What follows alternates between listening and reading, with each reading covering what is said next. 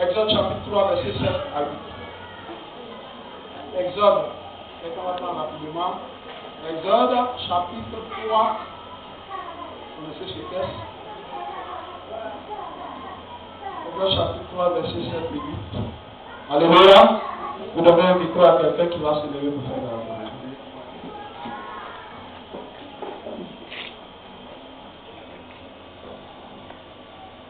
Oui. Exode 3, verset 7 à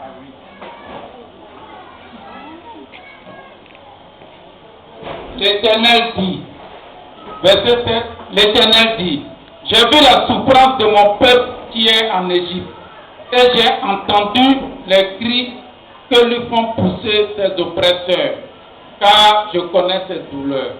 Verset 8, je suis descendu pour le délivrer de la main des Égyptiens et pour le faire monter de ce pays dans un bon et vaste pays, dans un pays où coule le lait et le miel, dans les lieux qu'habitent les Cananéens, les Hétiens, les Amoréens, les Phérésiens, les Éviens et les Jébusiens.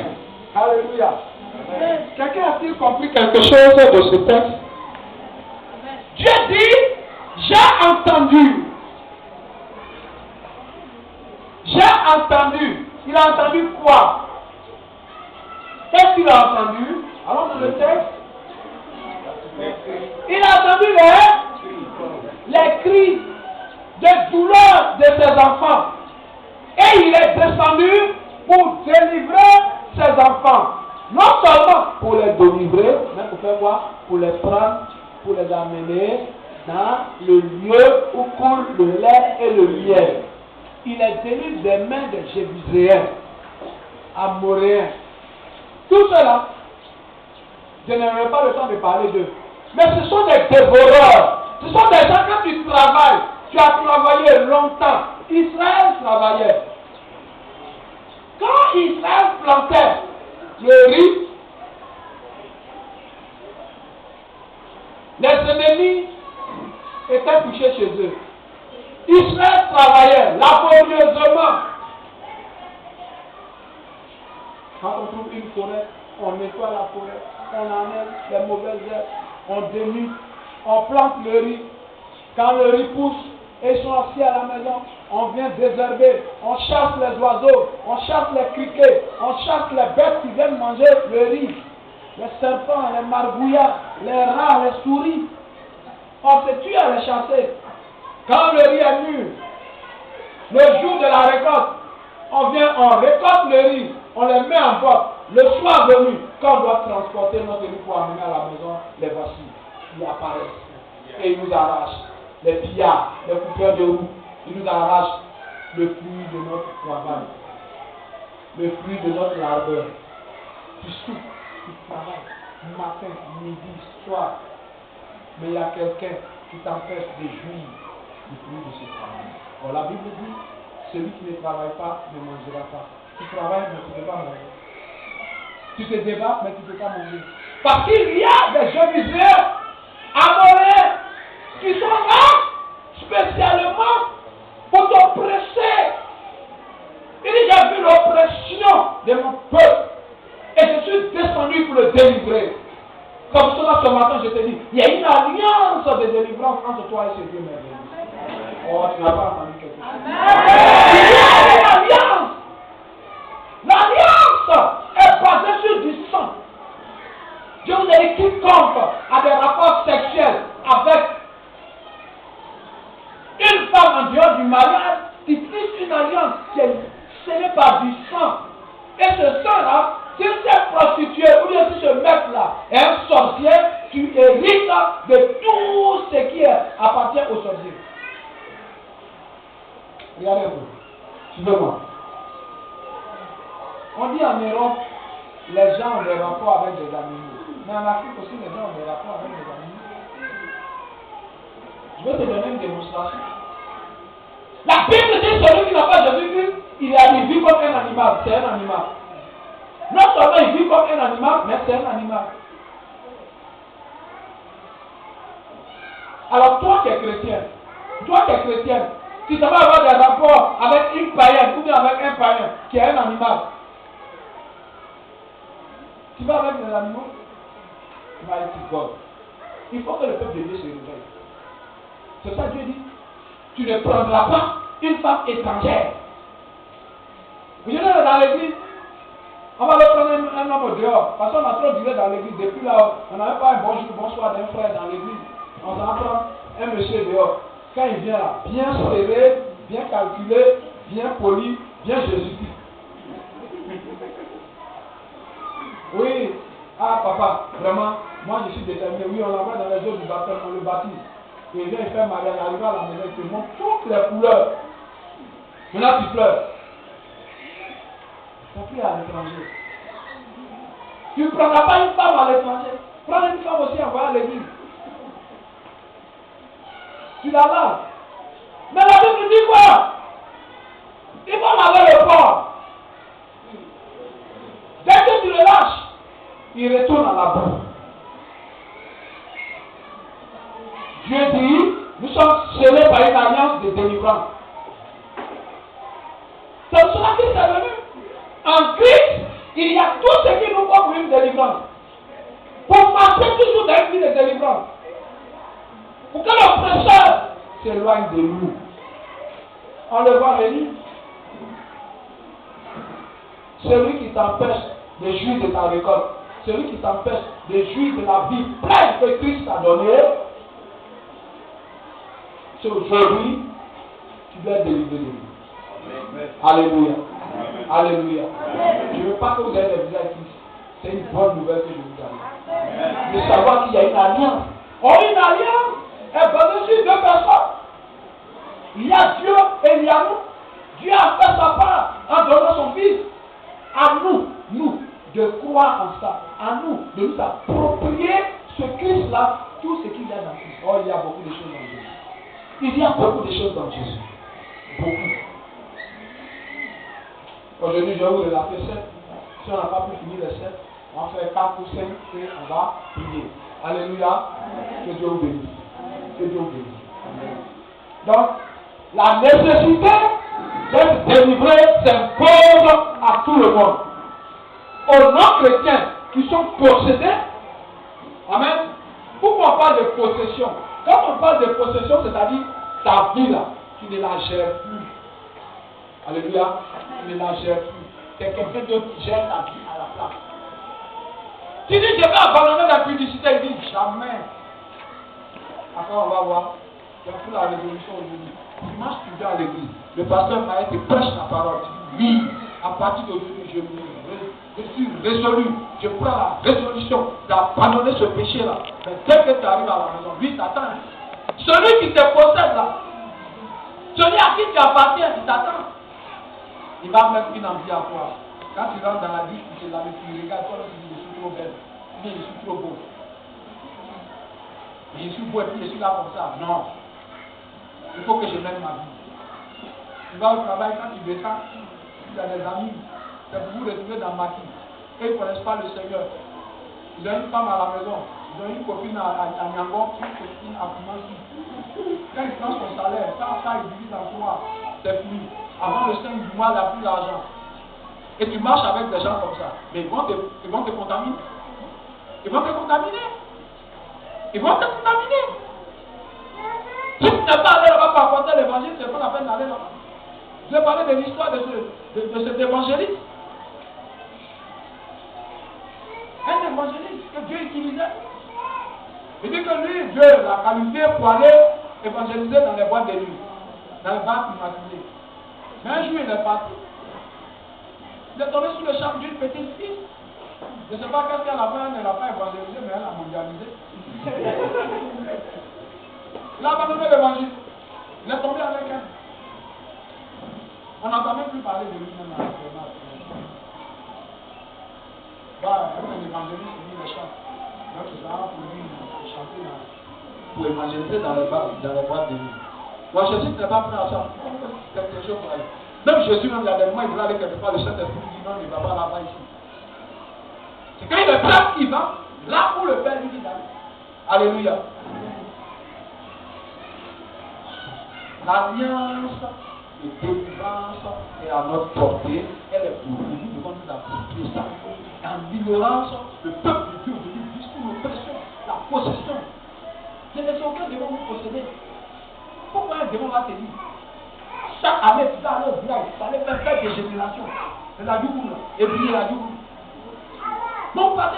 Est-ce que vous remarquez pas quand vous revenez de la fête des générations, toujours on doit faire des générations. Vous tombez, vous tombez. C'est quoi?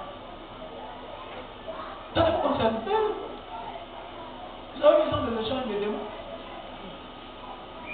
Vous savez, Maïe, hier ma fille, l'un de moi, on est parti au mariage.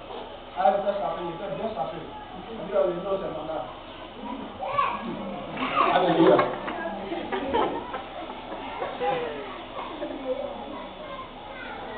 On a parti, le mariage tardait un peu, les doigts, on s'en va. Ah, pasteur, tu ne manges pas.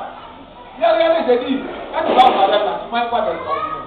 On te sait qu'il y a quand tu donnes un verre de distance, on va te payer du travail. Alors vite, si on a pris la partie de l'autre musical, on va aller donner quelques conseils pour la musique. Amen. C'est manger quel? C'est le diable. Les gens qui vont faire parler dans la mariage, à cause de manger. Deux personnes n'ont pas mangé, ils pleurent, ils se fâchent, ils s'énervent. Finalement, on venait à l'affaire. Il y a des soeurs qui se fâchaient. Elles pour, parce qu'elles n'ont pas mangé. Dimanche prochain, elles ne viennent pas à l'église. Il y a beaucoup d'évangiles. C'est l'évangile de la nourriture. Amen. Amen. Voilà, on va donner un dernier coup d'acclamation.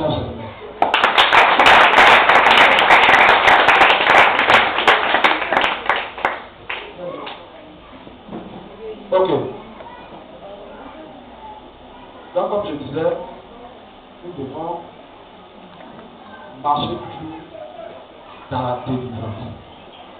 Alors, pour la délivrance, c'est-à-dire des deux côtés, possession, de ceux qui sont possédés et de ceux qui sont opprimés. Il y a 7 choses que Dieu nous a données. Il y a 7 choses que Christ nous a données. Il y a 7 choses que le Saint-Esprit nous a données. Première des choses, on va lire Proverbe, on va lire d'abord Jean 8, verset 32. Si quelqu'un va préparer Proverbe 30, verset 5.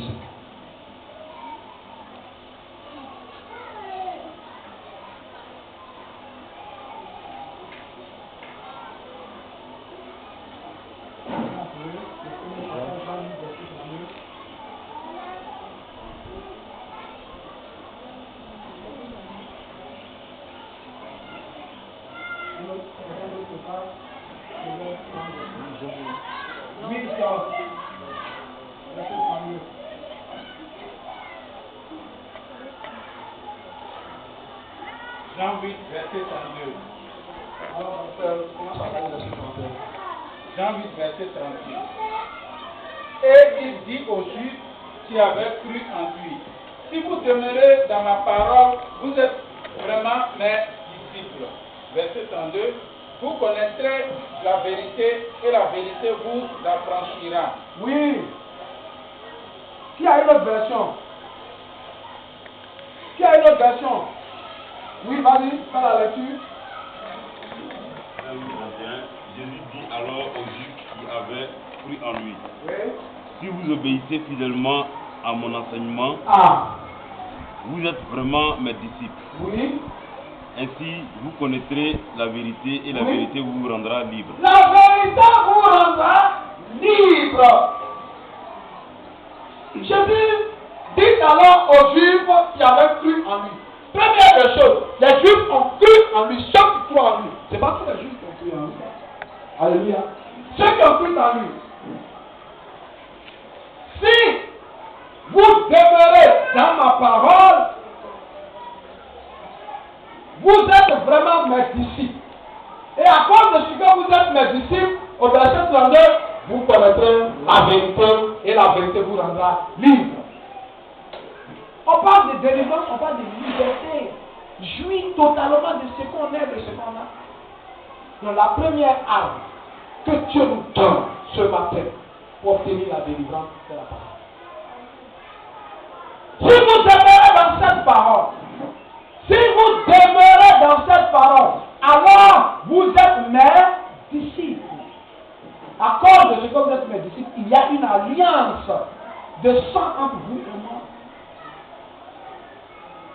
Alléluia. Qui est disciple de Christ? Il n'y a pas de disciple du pasteur Maël. J'ai dit qui est disciple du Christ? Alors, la nécessité de demeurer dans la parole de Dieu est obligatoire. Première des choses. Voici la première arme que Dieu donne. Si vous remarquez, même Jésus, il avait quoi? Jésus a demeuré dans sa vie terrestre, il a demeuré dans la parole. Il a demeuré dans la parole. Lorsque le diable le tentait, lorsque le diable l'acculait, lorsque le diable le persécutait, regardez un peu, Jésus n'était pas possédé par le démon, mais le démon le pressait. Il l'oppressait. Heureusement, il l'oppressait en s'appuyant sur la parole de Dieu. En s'appuyant sur celui qui est la parole qui était en face de lui, mais il ne savait pas. Il est écrit. Jésus répétait toujours, il est écrit, il est écrit. La parole est une force pour nous. Moi, pasteur Maï, j'ai la parole en moi. C'est pour cela qu'un démon ne peut pas me posséder. Vous comprenez? Il ne peut même pas m'oppresser. Si je vis une preuve, je dis c'est une preuve qui est donnée par Dieu pour m'amener d'un état négatif à un état positif. L'enfant de Dieu, qui est né de nouveau, qui est disciple de Christ, qui demeure dans la parole de Dieu, on n'a pas dit l'épreuve n'arrive pas. L'épreuve arrive. Quand vous lisez Jean 9, verset Acte 9, verset 15, Jésus dit, c'est moi-même qui t'ai appelé pour être un instrument. Je paraphrase, pour être un instrument de mon choix. Mais je lui montrerai combien il souffrira à cause de mon nom. Dieu nous envoie les souffrances. Dieu nous envoie des épreuves pour faire quoi? Pour nous transformer. Pour nous transformer. Alléluia. Le chrétien ne doit pas avoir peur des épreuves. Il dit, j'ai tracé une limite aux épreuves. Dieu a tracé une limite à l'épreuve. Le diable, Dieu lui a tracé une limite. Quand il tentait Job, Dieu a dit quoi? La limite que je trace, tu n'as pas accès à ça, à ta vie. Le diable n'a pas accès à ta vie, mais Dieu peut lui permettre de t'acculer. Dieu peut permettre qu'il t'accule. Pourquoi? Pour t'amener à être pur, pour t'épurer comme de l'or. L'or qui n'est pas épuré n'a pas de valeur. Moi aujourd'hui là, si je vois l'or non épuré là, si la surface de la terre vient de passer, j'ai dit c'est un caillou. Parce que je ne connais pas. Je reconnais l'or quand ça ici en alliance, en chair, en boucle d'oreille. Pourquoi? C'est passé par le feu.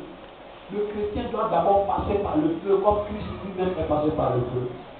La parole ne doit pas être négligée. Nous devons être couchés, demeurer absolument à 100% dans la parole de Dieu. Dans la vraie parole de Dieu. Parce qu'il y a des gens qui travestissent aujourd'hui la parole de Dieu, qui l'interprètent, qui font des interprétations à leur avantage. La parole de Dieu est unique et indivisible. Dieu dit, quand vous voyez à la fin de la vie, celui qui ajoute quelque chose à celui, il lui sera ajouté quelque chose à sa vie. Celui qui retranche quelque chose, c'est comme moi qui le dis. Et la parole vous affranchira. La parole vous rendra libre. La parole est une arme de délivrance. La première arme de délivrance que je vous propose, c'est la parole de Dieu. Amen. Cette parole a une double fonction. La première fonction de cette parole, elle nous rend lumière. Alléluia. Elle nous rend lumière pour faire quoi? La lumière fait quoi? Elle est claire. Elle éclaire qui? Ceux qui sont en face. La lumière ne s'éclaire pas elle-même. Elle éclaire les gens. Pour que les gens voient clair, voient bien. Mais si tu vis dans le péché, comment tu peux éclairer les gens? Si ta vie n'est pas propre, comment tu peux éclairer les gens?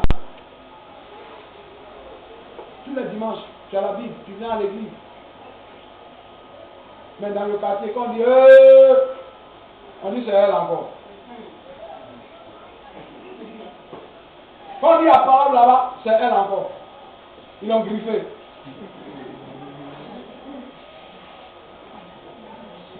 Quand on dit il y a une situation dans le quartier, c'est toi. Quand on dit ils ont cherché, c'est toi. On dit dans un bar là-bas, il y a quelqu'un qui est saoulé, on s'en va, c'est toi. Alléluia. Comment tu peux illuminer? Comment tu peux éclairer? Tu vis comme les païens dans les païens. Tu ne peux rien apporter. La parole de Dieu nous demande d'être une lumière pour éclairer les choses. Deuxième fonction de la parole de Dieu, elle nous éclaire. Là, ce n'est pas nous qui sommes illuminés, c'est la parole qui nous éclaire. Elle nous conduit, elle nous montre le chemin à suivre. Quand tu veux aller à droite, la parole de Dieu dit non, ça là, c'est pas pour toi, ne touche pas à ça. Enlève tes mains. Non, tu ne feras pas ça. Non, tu ne boiras pas ceci. Non, tu ne boiras pas cela. Est-ce que les commandements de Dieu sont pénibles? Les commandements de Dieu sont pénibles? Oui, elles sont pénibles pour ceux qui sont de l'autre côté. Ils croient qu'elles sont pénibles. Mais nous qui sommes entrés aujourd'hui, elles ne sont pas pénibles. Avant, je fumais. Je dis, mais pour laisser la cigarette, ça va être compliqué. Mais quand j'ai laissé la cigarette, je suis plus en forme. Avant, je ne pouvais pas transpirer comme ça. Alléluia. Deux fonctions. Première fonction, illuminer. Deuxième fonction, être éclairé nous-mêmes. Que la parole de Dieu soit avec vous. Que la parole de Dieu vous éclaire. Que la parole de Dieu soit votre boussole. Alors quand tu as ces deux fonctions, tu as une lumière et que tu éclaires les gens, tu deviens quoi? Tu as les mêmes attributs que Dieu. Tu as les mêmes attributs que Dieu. Alors si quelqu'un ne peut pas arrêter Dieu, il ne peut pas t'arrêter. Voilà pourquoi je tchaque beaucoup. Quand je fais à Salafou de Jésus là, je tchaque. J'ai dit, Satan, tu ne peux rien. Et je suis à l'aise quand je fais une délivrance. Amen. Je suis clair. J'illumine. Je suis illuminé moi-même. Donc, je peux lui dire clairement, il est écrit. Il est écrit. Nous verrons tout à l'heure les autres attributs. Si tu sais les utiliser, pour ceux qui ont vu les délivrances qu'on faisait ici, quand le démon est pris, on lui dit de dire, quand il restitue, il fait quoi? On dit, alléluia. Quand on lui dit, il faut dire le nom de Jésus, il ne peut pas dire. Il ne peut pas. Dès qu'il le prononce, sa défaite est claire. Parce qu'il y a une autorité. Nous verrons tout à l'heure. C'est pour cela la Bible ne doit pas s'éloigner de vous. Il y a la radio fréquence vie. Il y a la radio chandelier. Mais quand tu arrives dans la maison, les radios là, si ce n'est pas Serge Vélo, c'est Serge Kwaku. Alléluia. Soyez connectés aux choses de Dieu, à la parole de Dieu, aux chansons chrétiennes. Même dans les chansons chrétiennes aussi, faites tentation. Parce que oui, il y a des chanteurs chrétiens, il y a des chants chrétiens. Où est la différence? Le chanteur chrétien, c'est celui qui vient chanter pour avoir l'argent. Le chant chrétien, c'est celui qui vient évangéliser avec sa parole, qui vient épicer avec sa parole. C'est comme cela, mes enfants. Quand vous chantez, vous dites où dormez-vous? Hein? C'est un essai devant Dieu. Dieu vous regarde. Faut te plaindre. Mais c'est pas avant que tu vas te plaindre. En vous tous, c'est ça. Qui n'a pas envie de sortir ta cassette pour évangéliser? Alléluia. Acclamez mes chants là.